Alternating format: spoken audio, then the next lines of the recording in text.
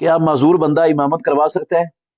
جی معذور بندہ اگر سب سے زیادہ قرآن اس کو یاد ہے تو امام بن سکتا ہے، لیکن یاد رکھیں کہ اگر وہ بیٹھ کر نماز پڑھاتا ہے تو پھر سب کو پیچھے بیٹھ کر ہی پڑھنی ہوگی۔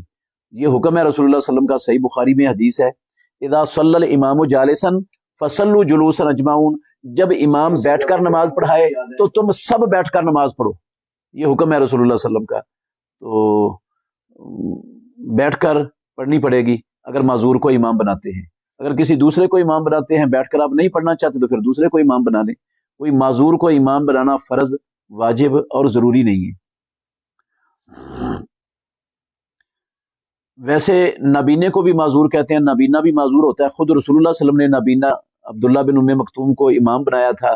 آپ ایک غزوے پر گئے، پیچھے عبداللہ بن ام مکتوم کو بنایا تھا امام لوگوں کا، تو یہ بھی معذور ہے، امامت ثابت ہے معذور کی۔